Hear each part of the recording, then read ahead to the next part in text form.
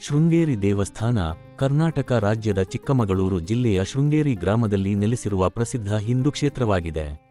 ಇದನ್ನು 8ನೇ ಶತಮಾನದಲ್ಲಿ ಆದಿಶಂಕರಾಚಾರ್ಯರು ಸ್ಥಾಪಿಸಿದರು.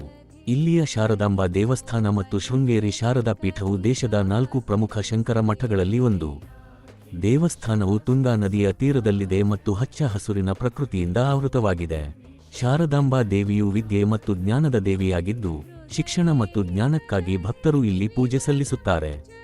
ಇದು ಹೊಯ್ಸಳ ಮತ್ತು ದ್ರಾವಿಡ ಶೈಲಿಯ ವಾಸ್ತುಶಿಲ್ಪದ ಸುಂದರವಾದ ಸಂಯೋಜನೆಯಾಗಿ ನಿಂತಿದೆ. ಇದು ಭಾರತೀಯ ದೇವಾಲಯ ವಾಸ್ತುಶಿಲ್ಪದ ಕ್ಷೇತ್ರದಲ್ಲಿ ಒಂದು ವಿಶಿಷ್ಟ ರಚನೆಯಾಗಿದೆ. ಇಲ್ಲಿನ ಪ್ರಮುಖ ಹಬ್ಬಗಳು ನವರಾತ್ರಿ, ಶಂಕರ ಜಯಂತಿ ಮತ್ತು ವಾರ್ಷಿಕ ರಥೋತ್ಸವ. ಈ ಸಂದರ್ಭದಲ್ಲಿ ದೇವಸ್ಥಾನಕ್ಕೆ ಹೆಚ್ಚಿನ ಭಕ್ತರು ಬರುತ್ತಾರೆ. ಶೃಂಗೇರಿಯ ಶಾಂತಿ, ಪ್ರಕೃತಿ ಮತ್ತು ಆಧ್ಯಾತ್ಮಿಕತೆಯ ವಾತಾವರಣವು ಯಾತ್ರಿಕರನ್ನು ಆಕರ್ಷಿಸುತ್ತದೆ. ಜಗದ್ಗುರು ಶ್ರೀ ಆದಿಶಂಕರಾಚಾರ್ಯರು ತಮ್ಮ ದಿಗ್ವಿಜಯ ಯಾತ್ರೆಯಲ್ಲಿ ಶೃಂಗೇರಿಗೆ ಚಿತ್ತೈಸಿದಾಗ ಮನಸ್ಸಿಗೆ ಆಹ್ಲಾದಕರವಾದ ಪ್ರಕೃತಿ ಸೌಂದರ್ಯದಿಂದ ಕೂಡಿದ ತುಂಗಾ ನದಿಯ ತೀರದಲ್ಲಿ ಸರ್ಪವೊಂದು ಬಿಸಿಲಿನ ತಾಪದಲ್ಲಿ ಬಳಲುತ್ತಿದ್ದ ಕಪ್ಪೆಯೊಂದಕ್ಕೆ ನೆರಳು ನೀಡಲು ತನ್ನ ಹೆಡೆಯನ್ನು ಎತ್ತಿದ ಅಪೂರ್ವ ದೃಶ್ಯವನ್ನು ಕಂಡರು.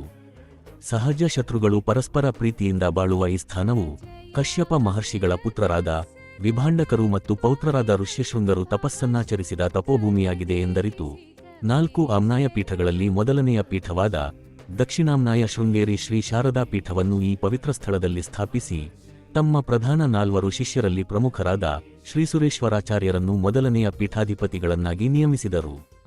ಇನ್ನಷ್ಟು ವಿಡಿಯೋಗಳಿಗಾಗಿ ಈ ಚಾನೆಲ್ ಅನ್ನು ಸಬ್ಸ್ಕ್ರೈಬ್ ಮಾಡಿ. ಧನ್ಯವಾದಗಳು.